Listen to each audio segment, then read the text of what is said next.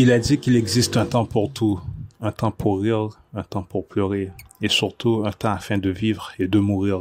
Cependant, ce temps dédié afin de vivre et mourir est attribué selon des nombres, selon les nombres auxquels nous sommes associés. Alors attention, je ne parle pas de vos actions qui déterminent comment se déroule votre vie. Ici, nous parlons de l'influence de ces actions pour ce qui est du prélèvement des dates, des synchronisations orchestrées et planifiées afin que votre vie soit prise. Ce sont différents facteurs de la mort, n'impliquant pas les mêmes sujets, même si tous reliés d'une certaine façon pour des raisons évidentes. Maintenant, nous avons 4 options. Nous pouvons mourir sans souffrir et aller dans un monde plus beau. Mourir en souffrant et régresser dans un état de conscience plus bas, tel que le cannibalisme par exemple. Échapper à la mort. 3e option. Et dernière option, se faire intercepter et avoir une nouvelle incarnation, sans mourir comme le cas des soldats tués et réanimés sans que ceux-ci aillent faire un tour de réflexion en dimension 5. Heureusement, nous avons de bonnes nouvelles. Vous êtes intouchables par les 2 pires scénarios en flottant dans les hautes parties de l'algorithme, c'est-à-dire en vivant un style de vie vous faisant vibrer dans les plus hautes fréquences. Les pires scénarios correspondant à se faire intercepter ou mourir d'une mort violente et régresser n'est pas une possibilité pour vous. Est-ce que nous ne faisons pas une fixette avec la mort? Peut-être, mais peu de gens sont au courant des détails autour du sujet. Vous êtes plus familier avec certains nombres et chiffres, nous avec d'autres nombres et chiffres. Là où cela devient dangereux est que certains nombres sont plus facilement vivables que d'autres. Et c'est de là que vient le concept de nombre maudit et divin. Par exemple, je vibre via le numéro 7. Peut-être que le vôtre correspond au 8 ou 9. Nous vous disons que vivre selon certains numéros sont plus faciles que d'autres, c'est-à-dire que vous devez faire plus d'efforts que telle ou telle personne. Vous connaissez probablement tous une personne qui en apparence ne semble pas effectuer beaucoup d'efforts, une fois de plus en apparence, car on ne connaît jamais vraiment les vraies pratiques d'une personne. Eh bien, celle-ci est probablement entourée de nombres plus vivables ou amicaux si vous le souhaitez. Et cette assignation de nombres à la naissance, vous vous doutez bien qu'elle est karmique. Oui, c'est karmique. Les coureurs de nombres qui travaillaient pour l'organisation de crimes dans les années 20 et 30. À cette époque, la mafia et d'autres gangs contrôlent la loterie comme un jeu dénommé les nombres. Les gens travaillant pour le racket se nommaient les coureurs de nombres. Ils collectaient les paris des parieurs et délivraient le gain lorsque celui-ci remportait le jeu. Certaines fois, ces coureurs de nombres étaient eux-mêmes considérés comme des nombres coureurs.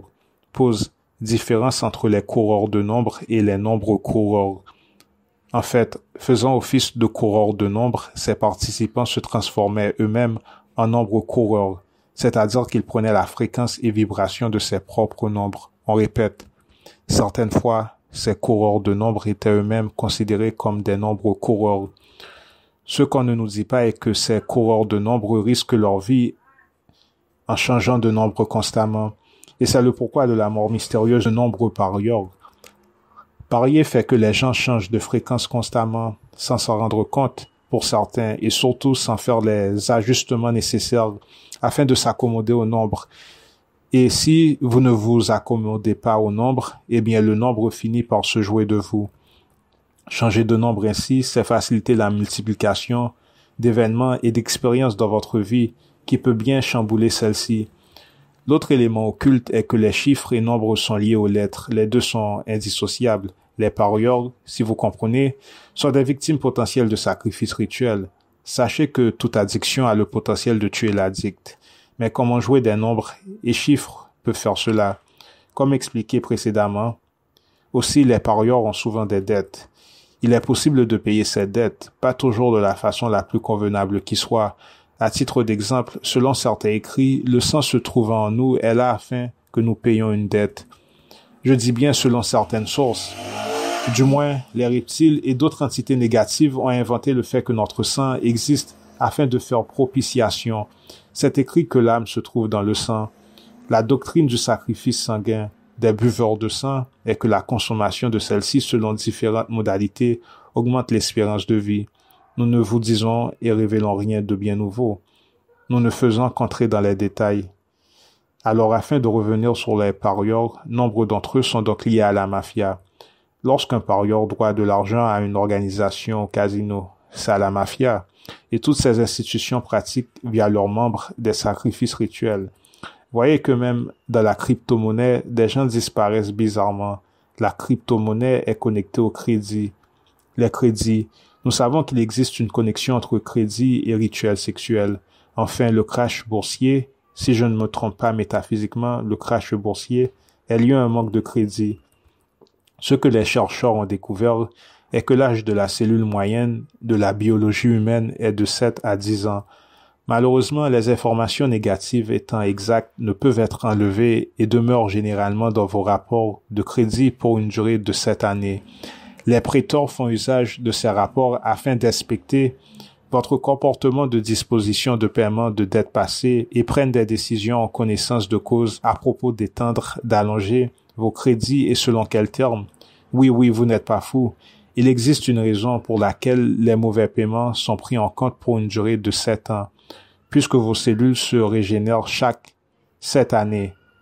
La question est si c'est le cas, pourquoi les gens meurent? Simplement car les gens dégénèrent beaucoup plus vite qu'ils ne régénèrent.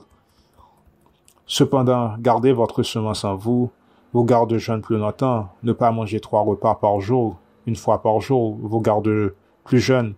Jeûner vous garde jeune plus longtemps, méditer, etc. Rêver dans des hauts plans d'existence vous maintient plus jeune. Simplement, lorsque vous faites ceci et accomplissez ces choses, vous opérez à différents états de conscience qui font que le temps ne possède pas la même emprise sur vous que par rapport à autrui. Si vous ne comprenez toujours pas, il existe différents états d'être. Jeûner, vous êtes un autre état de l'être par rapport aux personnes endormies, etc. La vie est plus belle en voyant des auras, ce que les gens appellent le monde de l'imagination. Je prends chaque jour mon monde imaginaire par rapport à la leur, et vous le devriez aussi. Afin de revenir au sujet des crédits, plus vous êtes en bonne santé, plus vous avez de crédits. Le fait que votre santé sexuelle, votre valeur est intimement liée avec le sujet de rester en bonne santé. Le vœu de célibat dans les écrits, ce n'est pas pour rien, ce sont des indices. Concernant ce truc de nombre, ce ne sont pas les entités négatives qui sont venues avec le concept de synchronisation via les nombres. Vous le savez déjà, mais la guématrie est usée afin d'orchestrer les sacrifices rituels. Ce que vous ne savez pas est que, bien que la mort d'une personne ne soit pas nécessairement un sacrifice, si vous venez à observer et à analyser la mort d'une personne, de toute personne, vous verrez des synchronisations, car s'il existe un temps pour vivre et un temps afin de mourir, qu'est-ce qui caractérise le temps de mort d'une personne? Qu'est-ce qui caractérise le temps de mort d'une personne? Afin de répondre à la question, il convient de savoir non pas qu'est-ce qui caractérise le temps de vie d'une personne, mais bien ce qui caractérise le temps de la naissance d'une personne, et c'est l'astrologie. Si donc c'est l'astrologie, peut-être bien que c'est aussi l'astrologie qui caractérise le temps de mort de l'individu en question, à moins que celui-ci fasse son ascension ou devienne immortel. Donc si vous voulez devenir immortel, la question est comment faire afin d'être au-dessus de l'effet des planètes dans notre charte natale. L'astrologie n'existe apparemment pas en dimension 4.